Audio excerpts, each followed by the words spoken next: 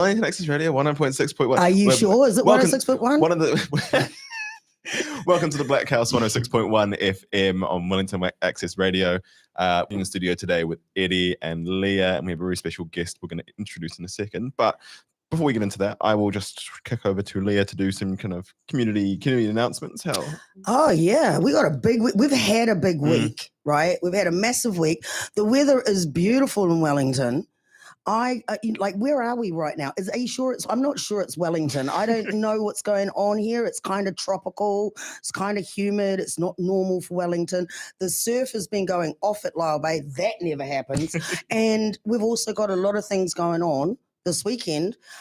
We had the Diablo gig last night. Look good. The boys are out there. Pioneer's out there. Shout out to Pioneer. And they're going to be doing more and more and more.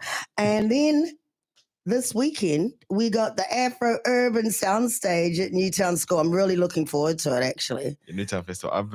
It's one of the things that since I moved to Wellington, I think my first Newtown Festival was last year. And it's one of those ones, it was the year before. But I always remember that sort of thing of being like, this feels like a big Caribbean carnival. Like it just feels like when I go on Notting Hill, when I've gone to and just like sitting there, I was like, cool, like this is the vibe. And I was always kind of thinking like, we need like that kind of like African kind of contingent in there. Yeah, like 100%, and especially putting on, young artists and DJs and new talent. There's new fresh talent out here. We just got to get it out there so everybody sees how awesome we are, But the thing I'm really looking forward to is the Afro-Urban stage and all the guys that we got lined up. We got yourself, DJ and Nancy, and we've got Imani J, who we're going to be introducing in just a sec. And also we've got KB the DJ, DJ XJ, and DJ Colios. We've got the MD caterers with their South African and whatever else they're going to bring with it at the stall there. I still can't find a Congolese flag. If anybody's got one, can you please give it to me? We'll be having the flags there for Māori and Palestine, and hopefully somebody's found one. I've got my Jamaican one. Yeah, bring that. Do you have a Haitian? I have a Haitian. You have a Haitian flag to bring it with you? Yeah, let's fly them all then. We call attention to what's happening in all over the places. What's happening in Jamaica? Oh yeah, Vibes Cartel's locked up, right? So no, he's free. Oh, is he free now? Oh well, somebody's locked up, I'm sure. That we need a flight for.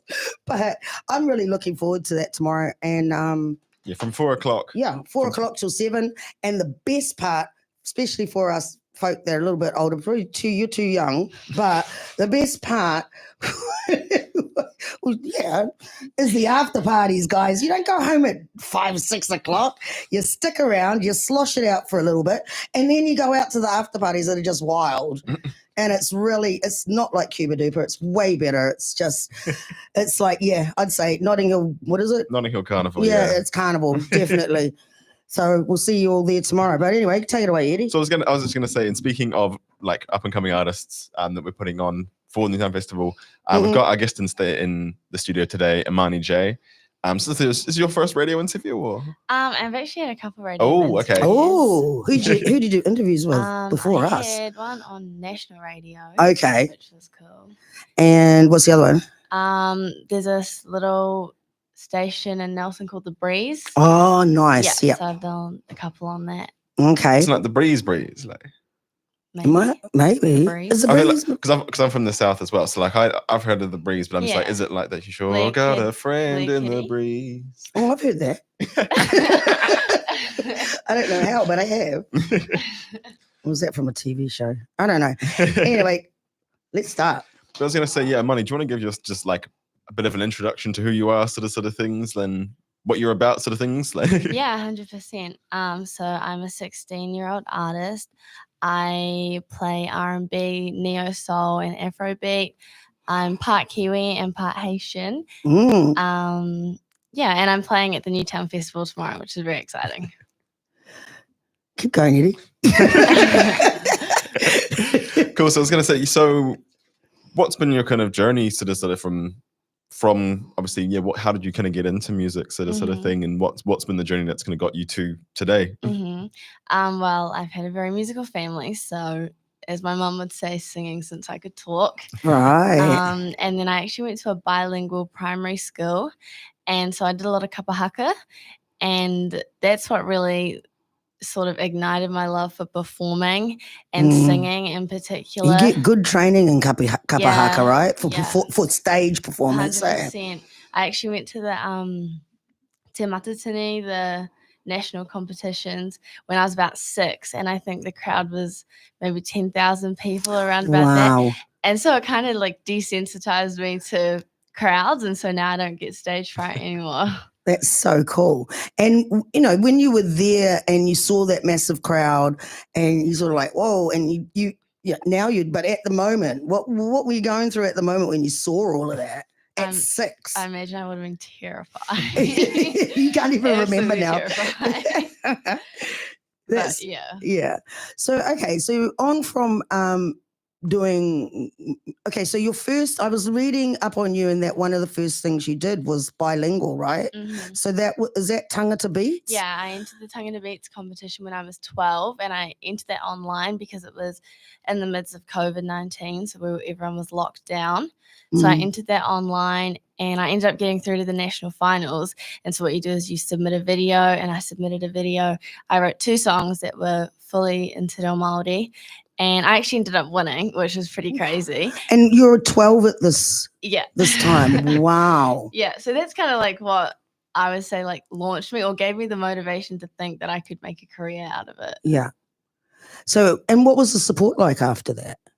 Oh, it was really awesome. Like, you've got the whole Smoke-Free, Rockquest and Tangata Beats team behind you. So, so go into that a little bit. What do they do? Yeah, well, after I won, I got to record my song, the song that I won with, which was awesome because being 12, I'd never been in a studio before. I got to go to Brownhead Studio. Yeah, because you hear all those... Parachute Studio. Parachute, because you hear all those horrible things that happen in America to young artists. So, you know, what's the support like? I mean, the support in New Zealand is just amazing, I would say, especially because I was so young. Everybody was so supportive, and I guess surprised as well that there was such a young person coming through. But no, I've had so much great support, and even like the prize money that I won, I bought my first guitar with that. Oh, that's cool. So like when you say support, is that like what's the wraparound thing that they give you? Like are they walking you through like how to talk to the media? Are they walking with you to write and do things? Like what is that wraparound support exactly? So with the whole Smoke-Free Rockquest situation, it's like the national finals, because I actually was in the national finals last year for Tangata Beats, but as a band. And so you go up to Auckland for the national finals, and they have workshops the day before, and it's about talking to the media and exactly like songwriting. You have an interview and you have a little photo shoot, and so it's like a really good intro into it. And are they kind of like telling you about fashion and all of that and how to stand for your photo? Because like me, I'm not photogenic. All right, like every photo I'm in, I ruin it. I've had no wraparound surfaces at all in my life. So do they tell you how to stand and, you know, pose and all that sort of stuff, and what looks good and what doesn't look good? Or a little bit, like great photographers and stuff like that, people who are just so talented at what they do. And so I think it's just such an inspiring environment to be in, that everybody's like their best selves, and it's everybody is just so creative, and it's just like overflowing. Wow. Yeah, because you'd meet some because Rockquest's been going on, like I remember that from when I was in school. Oh, I remember it they must be like, they'll be pretty good in terms of like just like how well-rounded it is, but also like the kind of people who come through that, like 100%. Like there's such a large community and like alumni as well. So you want me to keep going? Or? Go. Sorry. He's taking notes. No. He'll jump in eventually.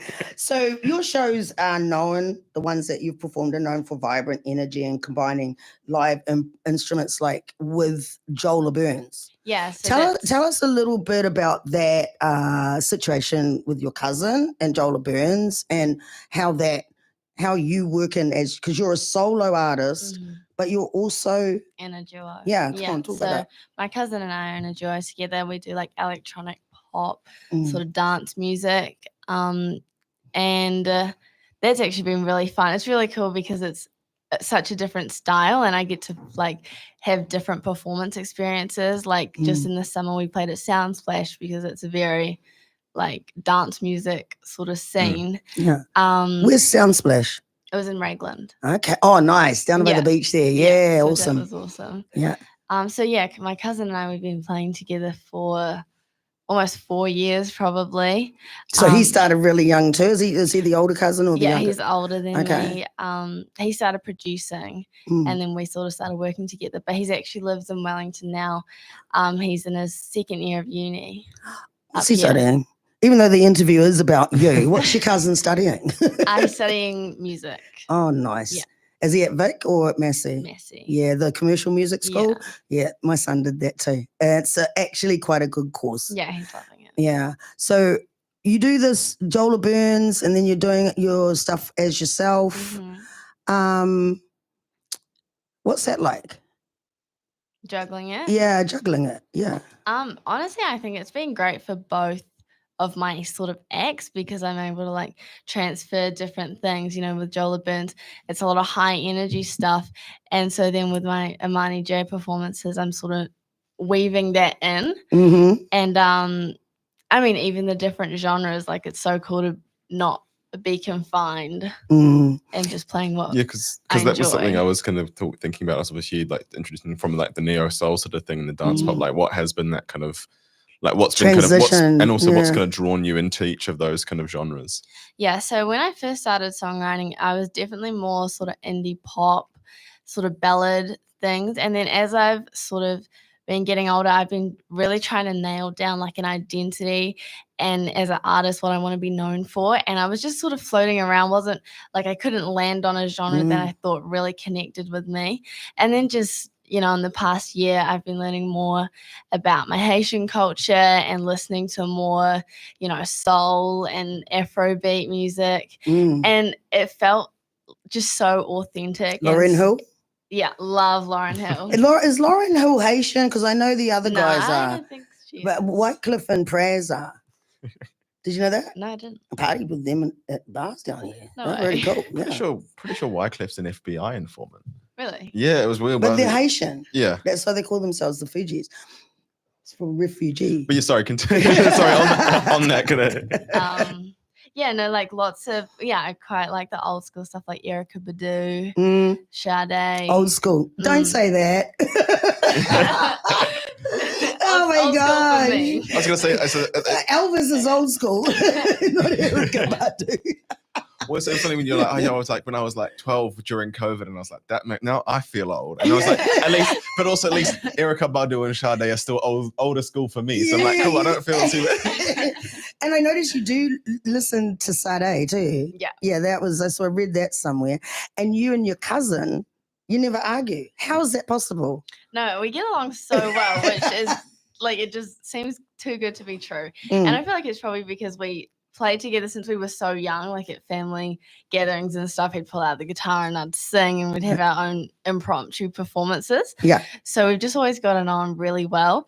And I think we've managed to like intertwine our own musical preferences really well. And so we don't really fight over the genre or like what we like and don't like because we just trust each other enough to complete the process and then we end up loving it. Yeah. That's really useful in the sense of, like you said, like things that don't necessarily work when and as a duo you can both take away your own solo sort of stuff, right? Exactly. And you know, the beautiful thing too about the music that I like personally is actually the stuff that's really fusiony. You know, like I love Amapiano, but I love it better when they fuse it with disco. You know, or when Cole does something with an R&B thing underneath it. Yeah, it's even better. You know what I mean? And so now you're figuring out your identity in music. What have you landed on? Who are your favorites? Who's inspired you? I'm really inspired by SZA.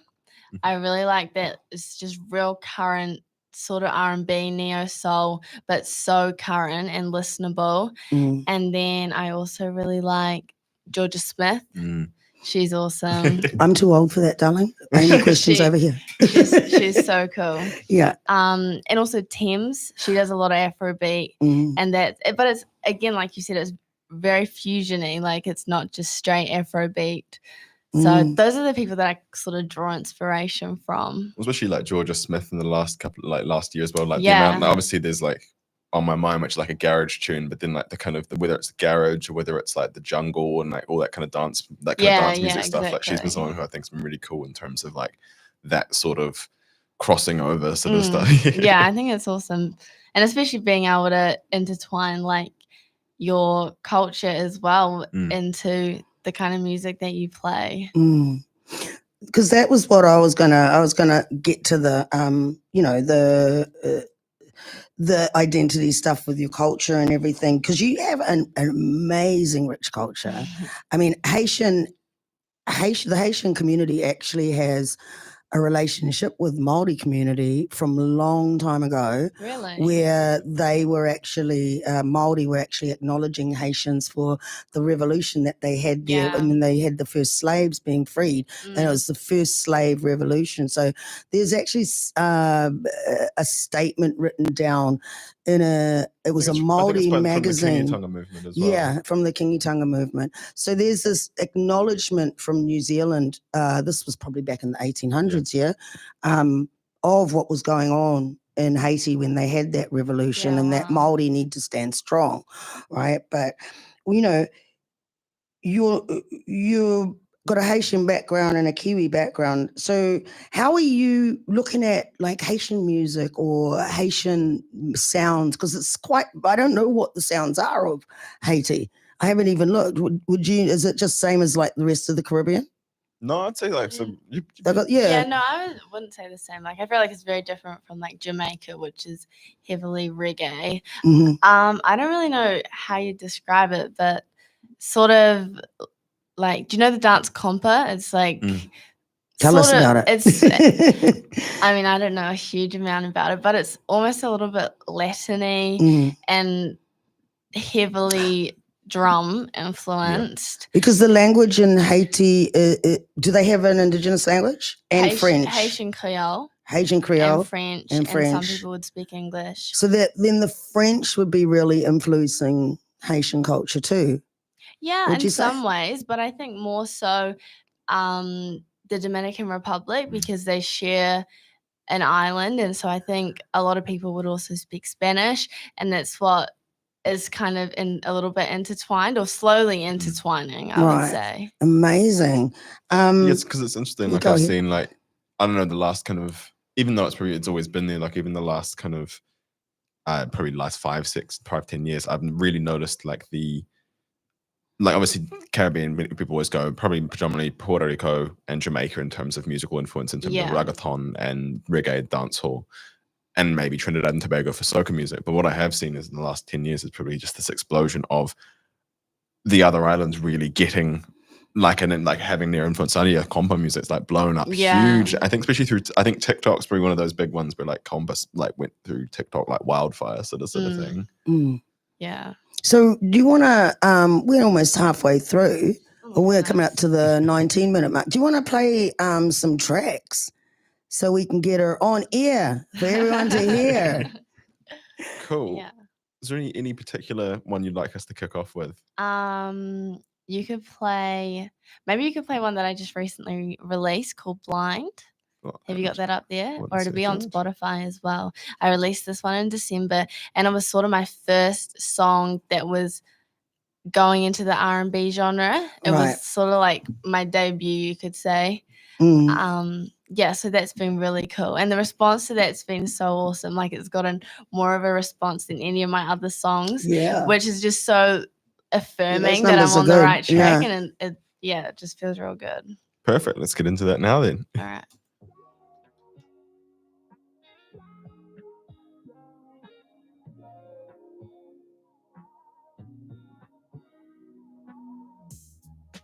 Reading the news on my phone makes me scared to grow old.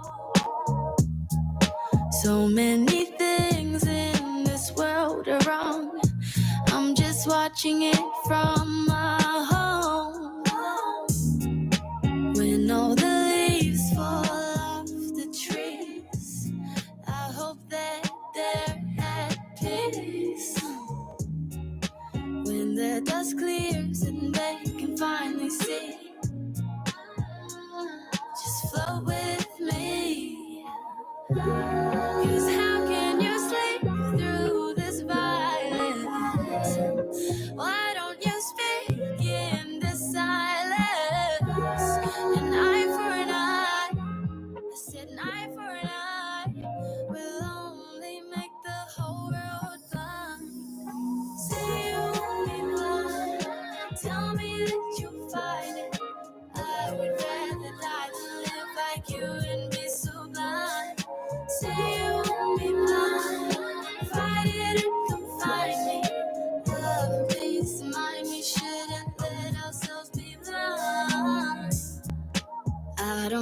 I could ever forgive you. Pretend it's not there. Oh, how the hell could you? Stuck in your window, your narrow views. Uncover your eyes only when you choose. You're living on stolen time, and resting your head on stolen land. You're spending every dollar that you have, like you don't even give a damn. Say you won't be blind, tell me that you'll fight it. I would rather die than live like you and be so blind. Say you won't be blind, fight it and come find me. Love and peace of mind, we shouldn't let ourselves be blind. Say you won't be blind, tell me that you'll fight it. I would rather die than live like you and be so blind. Say you won't be blind, fight it and come find me. Love and peace of mind, we shouldn't let ourselves be blind.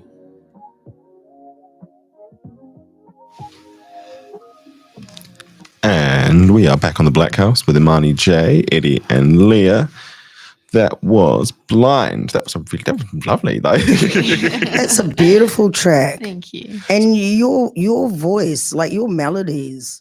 And I don't read music, I don't write music, but I just what I hear, and your melodies are just so light and expressive.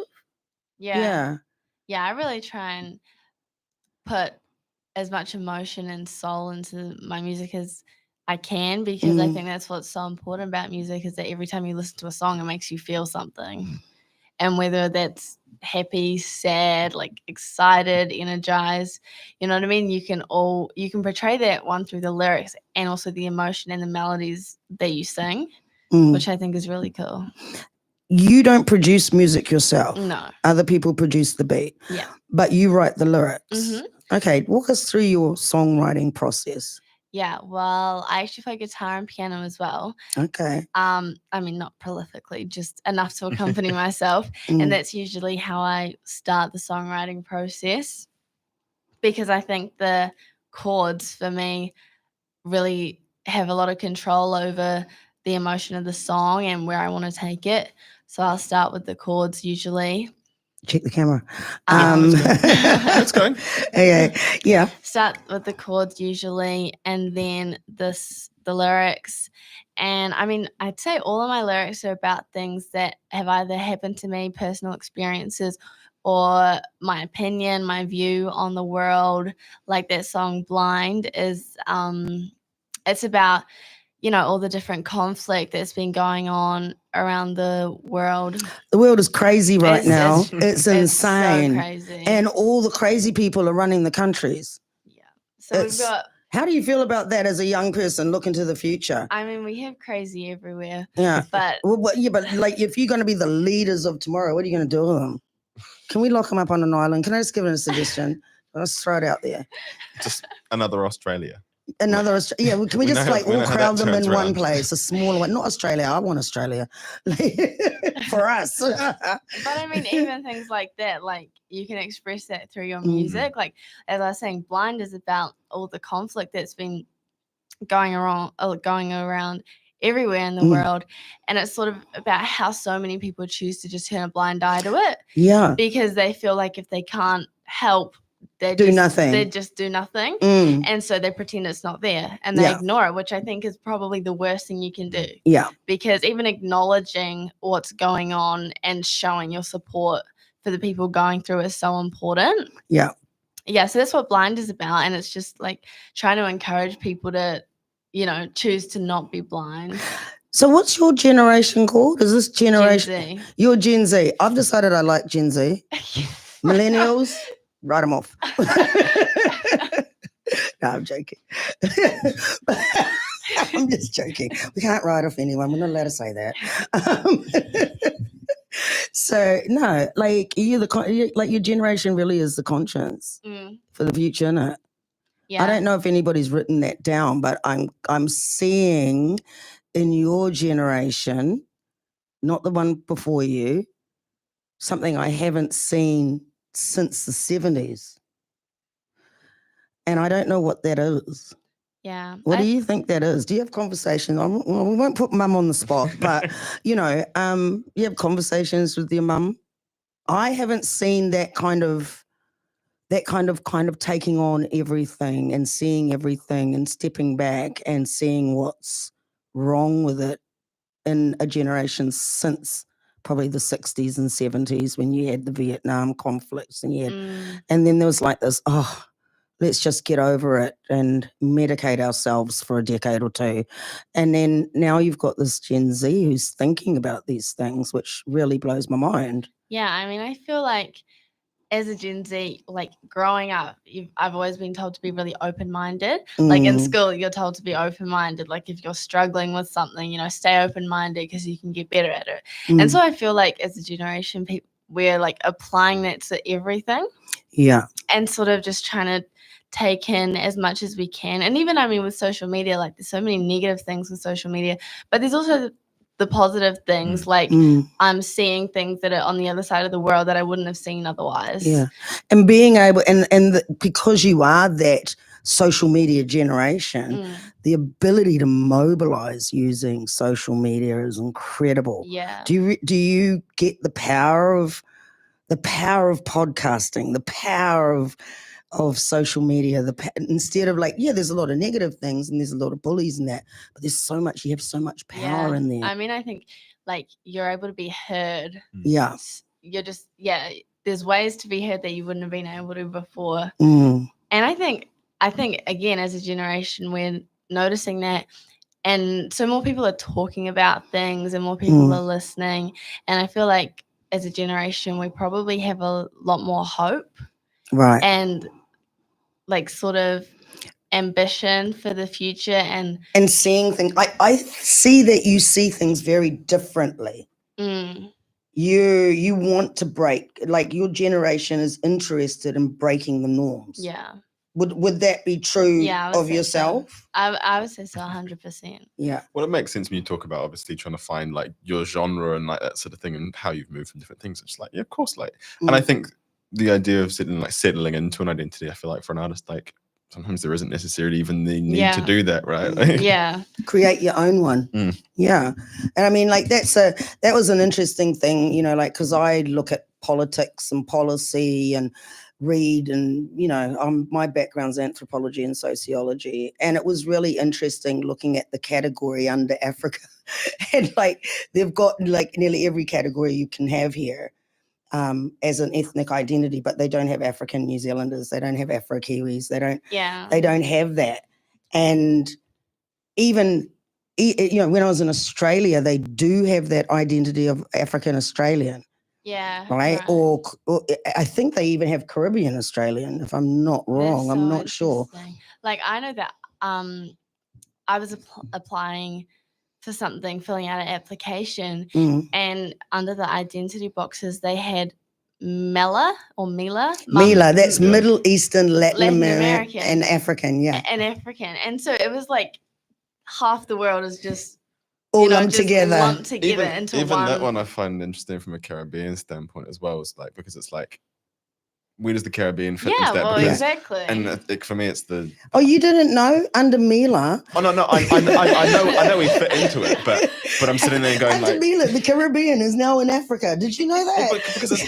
Because that thing is the Caribbean is either it's Africa or Latin America. Whenever I've had to apply for things and they've been well, technically, obviously Jamaica isn't Latin America, but it's it's pretty close to. Can we just push the actual rear? Can we just push them a little bit closer? But that's what was really funny when I was looking at the Mila list, because it's called under Africa section. They had African American, they had Caribbean, and they had Jamaican, but they don't have African Kiwi. Yeah. And they don't have Caribbean Kiwi. It's everybody else but us. Yeah. That kind of brings me into a kind of question. Is what has it been like being a Caribbean kid, black kid growing up in the top of the South? Because I'm from the deep South. I'm from down near Invercargill, sort of thing. And I'm really curious to hear hearing other kids like me who've grown up in the South Island, what that experience has been like for you. Yeah, I mean, I think it's obviously well known that there's not many African Kiwi or Caribbean Kiwi in New Zealand. And so, I know that for a fact, like when I was growing up, I didn't really have any black friends. And so, you always feel a little bit on the outside. You can't not feel that. Exactly. You can't not feel that. Also, you can't even ignore it. Really. Being mixed, it was sort of like, I'm not white, but I'm not black per se. Did you have a lot of people trying to classify you and tell you what you are rather than you saying, this is what I am? You have other people telling you what you are. Yeah, the thing is I didn't really have a strong enough sense of identity to be able to tell people who I was, which I think is what I'm coming into now. And even like I met a Haitian person in Nelson a couple months ago, and this is the first Haitian person I've ever met. There's a whole Haitian community in Masterton, apparently. Really? That's apparently. Random. Yeah, random. What was that experience like? Yeah, well, it was actually my boyfriend. He had a summer job, and he was working with this Haitian guy, and he starts talking to the Haitian guy and finds out that he's Haitian. And my boyfriend's like, oh, my girlfriend's Haitian. And the Haitian guy who works there was like, Tahitian? Like he could not believe that there would be another Haitian in Nelson. And my boyfriend calls me up at the lunch break and he's like, you're not going to guess who I've just met. And I was like, I couldn't describe how excited I was because I'd never met another Haitian who's not related to me. Yeah. And it was just like, it was just kind of mind-blowing to think in Nelson, such a small area in the top of the South. And obviously you found each other. Yeah, it was like, what are the odds? It was so... Well, one of our girls, Sasha, she's Haitian American. Actually, you guys probably get on really well. Yeah, really well. She's similarly in I'd love to meet her. Did you hear that, Sasha? Shout out, Sasha. Sasha, you better be listening. But yeah, that's really interesting. Yeah, because I had the similar sort of thing of, again, like probably not didn't grow up with any of my Jamaican family sort of things, and then again probably that around the same age as you started. That was when I started kind of tapping into that and kind of starting to work out what that kind of meant. And I think it's interesting. I kind of wish that I had something like at the time, like I feel like I had it when I was at university when I got into dancehall and Caribbean music. But I think it's really interesting. It's really nice and really cool to hear that you've got something that like you've got a medium through which you can kind of start that process of kind of finding. Well, for such a long time, I'm sure you can relate to this. You just have no way to really identify with that part of yourself. Because for me, like I'm Kiwi as well. And so, but all I've really known is my Kiwi culture. And so now I'm kind of getting to the stage where like I'm of an age that I can choose what books to read and read a book about Haiti and stuff like that. And that's also, my mum did a lot of that with me as I was growing up, which was really awesome. But it's not the same. And so I think that's what's so cool now about meeting another Haitian person in Nelson. Like I was filming a music video the other week and I needed a Haitian flag because I wanted a Haitian flag in the music video. And I have a little square Haitian flag and I messaged the Haitian guy who we met, and he has a massive one, like probably like the size of a door. And so I messaged him, and he's like, "Oh yeah, you can borrow it." And when I came to pick it up, he was like, "Oh, you can keep it for a little bit because I'm sure you haven't seen one of them in a long time."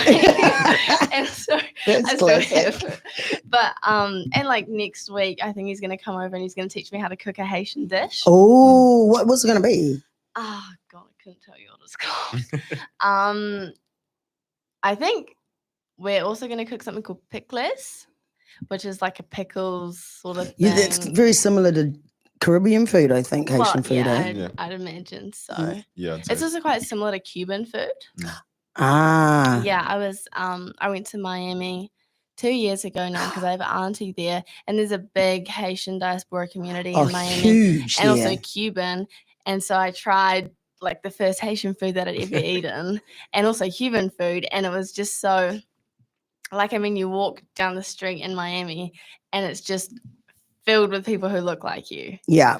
Yeah. Cause I lived in 2019. I lived in Brazil for a bit, but then I did a like a month working in the UK, and my dad's family's all in the UK still. And then same thing. My auntie took me out to like in Brixton, like my family's ends essentially, and then took me to a Jamaican restaurant. And it was the first time I was like saying things that the experiences just hadn't think, and then it's just that kind of nice that you just like that spark goes on in your brain. Like it's just so exciting, and you feel like you're just it's hard to it's hard to explain, but you just feel like you're gathering so much richness from it, and just even from being around people who can relate or have had the same experiences. Yeah. And another thing too, living in New Zealand, being the last of any diaspora, because New Zealand's probably the youngest country in the world. Even the diasporas that have ended up here from Africa, from the Caribbean, Latin America, and everywhere else, it's like you're starting something new down here. And what I really liked was when I was in Australia, even though Australia and New Zealand are very close and their colonization processes are close, the same thing was happening over there that's sort of starting to feel its way over here. And the fact that you can travel, you don't have to be stuck in New Zealand. I think New Zealand's got a long way to sort of grow up. We're sort of still in kindergarten, needs to get to primary school kind of thing with all the different identities. And, no matter what happens, you tell people what you are. Nobody tells you what you are. Yeah? Yeah. Yeah. 100%. Don't let anybody intimidate you either, because then you can go full Kiwi on them and deal with it that way. That's the beauty of being both. Yeah. Cool. So I was going to say, should we jump into another song? Yeah, and then sure. Again, over to you. What would you? There's a song on there that should be called Brown Born Deity. Yep. And this song is actually releasing next month. It's the first song on my EP. Wow. So we're the first ones playing it? Yeah. Hey! Exclusive, Blackhouse exclusive. Yeah. And this song is it's pretty much summarizes what we've been talking about. Like it's been my experience of sort of finding myself and my identity, and also just even acknowledging like the beauty of being brown. You know what I mean? Like my whole life it was sort of something that you shy away from a little bit, even though you can't change anything. And so now I'm very it's a weird dichotomy here. It really yeah. Cool. Anyway, so this is the song.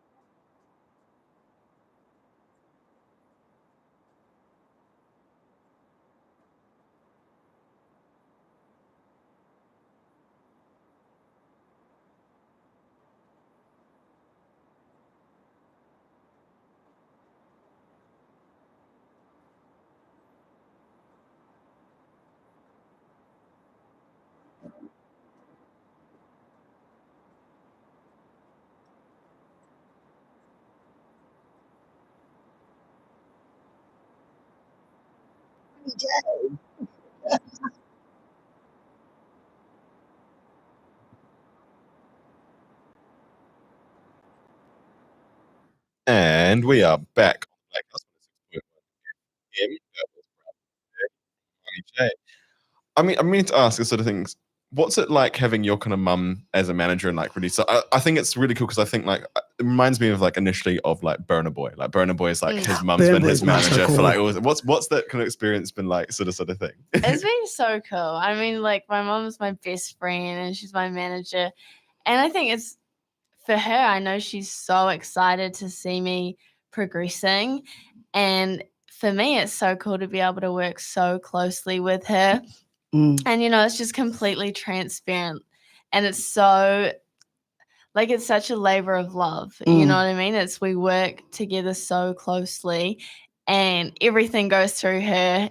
Like, all my questions, I'm like, Mum, what do you think of this photo, or this photo? And I mean, I think it's so rare to find something like that. And I mean, even like, the other night we stayed up until 2:00 finishing my bio because we were writing a new bio and just things like that. Like I'm so grateful for everything that she puts in.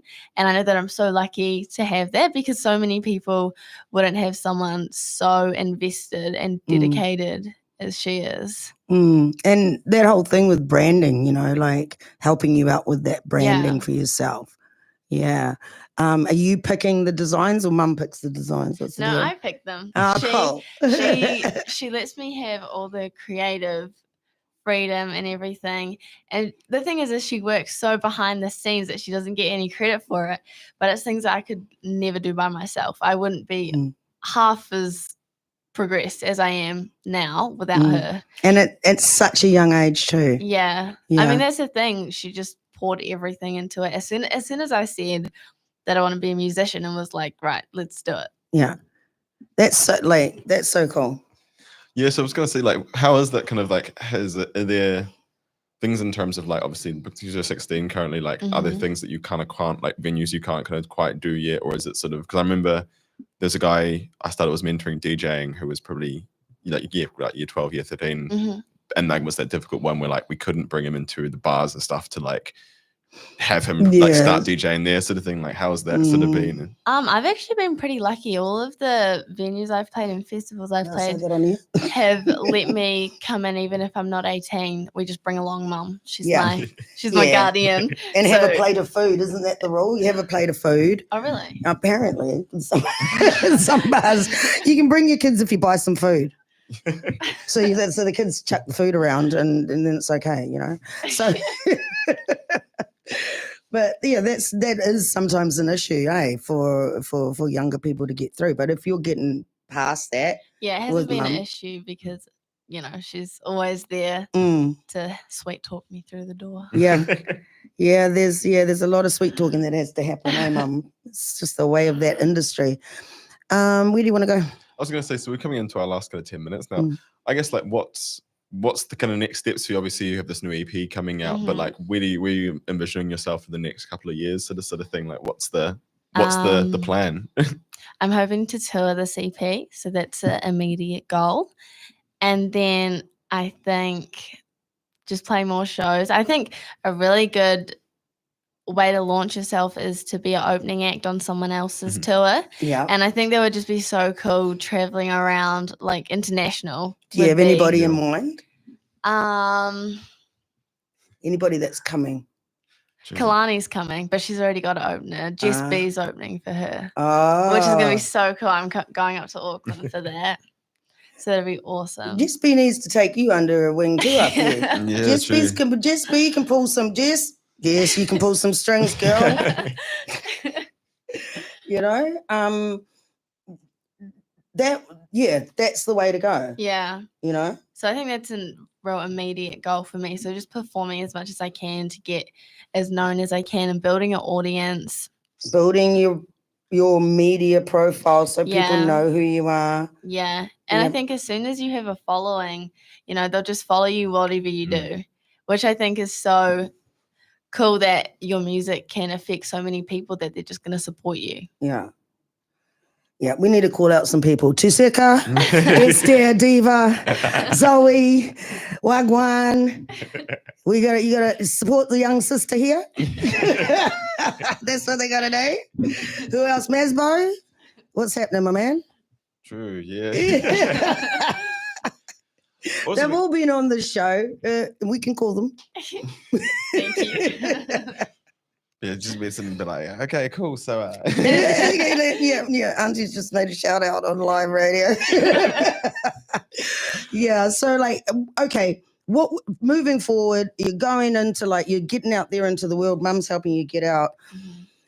What would be your advice to a younger you coming up, deciding she wants to be an entertainer at 5?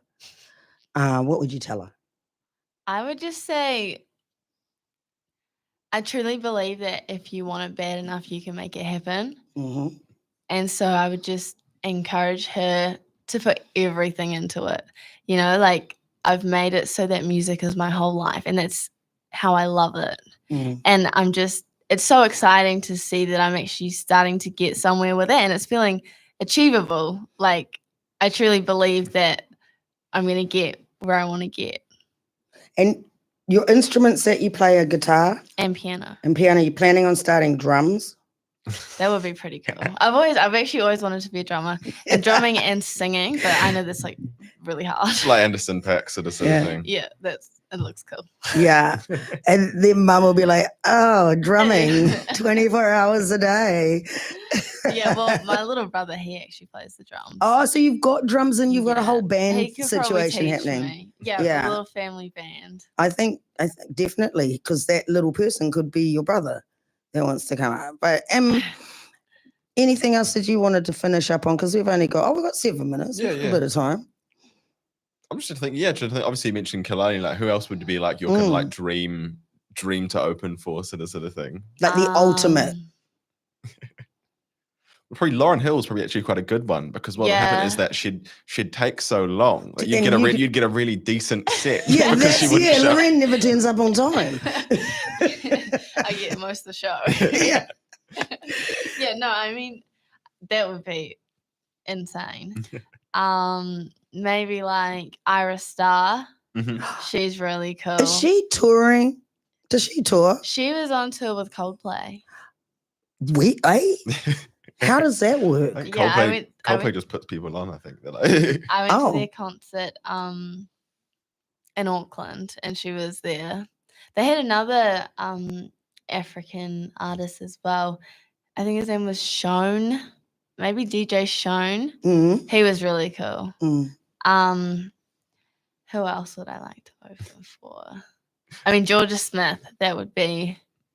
Are all these people like 20 years old? Because I mean, yes. Yes, okay. Because I'm not I stopped remembering names somewhere in the mid-2000s. Yeah, Georgia Smith is about the same age as me. Right, okay. Yeah. So it's artists that are kind of out of my genre, but I probably hear their music. I just don't remember names. Probably would. Anybody else? So let's just put it out there. All right. So see, it's manifesting. We're manifesting. it. Sade, if she wants to come. Sade. To New Zealand. Oh. Who else? I really like Arlo Parks. Oh yeah. Yeah, she's awesome. Who else is on my list? I think really cool, like someone like Janelle Monáe. I don't know her. Really cool, like real. Janelle Monáe's kind cool. of neo soul sort of thing. Oh yeah. Yeah, definitely check her out. Like Erykah Badu. Yeah, Erykah Badu. But she'd cast spells over you or something before she started, a little bit of voodoo and whatnot. That's her whole thing, incense you. And obviously then like what would be like, obviously there's some like cool, like you just performed at Soundsplash, like kind of what other kind of like you keen to do like some of the other festivals and stuff around New Zealand sort of thing? Yeah, I'd love to play.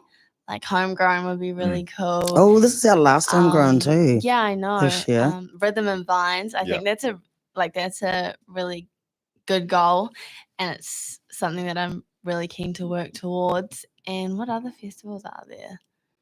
I mean, there's so many. There's like Rhythm and Alps as well. Yeah. I think just those festivals that are so there's well known. There's a lot of hippie festivals in the middle of the North Island. You don't want to do those. I used to live on a hippie commune when I was a kid in Nelson. Like never again. Traumatise you for life. But you know, like there are a lot of festivals around. Yeah. Cuba Duper? Yeah, You heard of Cuba Duper? I am actually playing at Cuba Duper this year with my cousin. and Yeah, Joe. it's Jola Burns? Yeah, Jola Burns. Wow. Well, you know, everybody goes there. Like, you know, people go to there to watch. Yeah. You know, Newtown Fest is more community orientated, but Cuba Duper is a lot more commercial now. I think that's a real cool thing. Like, obviously, like being in the top of the South Island, being able to, like, it's not the hardest thing to come up to Wellington. Yeah, I do travel a lot for music because, I mean, Nelson's a gorgeous place to live and I love it there, but there's not a huge music scene there. Too many hippies. Too many yogurt eating, tofu eating hippies. I think that's more Takaka. Is it? Have you been to Takaka? Isn't it much of a difference? I don't know. It was all blended into one thing for the 6 months I spent there. I've never forgotten. So I was thinking to close out the show, should we close out with another one of your new songs? Yeah, sure. Cool. Any? Let's play Expectation. Cool. All right. Let's get into that. And so we're going to close out with that? Yeah. All right. We just want to thank Imani J thank you so much for coming in. And we're looking so forward to you coming on stage tomorrow at Newtown Fest and all that insanity. And then also I hope you have great success. Thank you. And we'll keep shouting out all the guys and say, hey, get that Imani J. What are you doing? Support the youth. Publicly shamed. All right. And you'll see us back on the Blackhouse next week. Yes, in the Blackhouse 106.1 FM. We'll see you guys next time. Peace.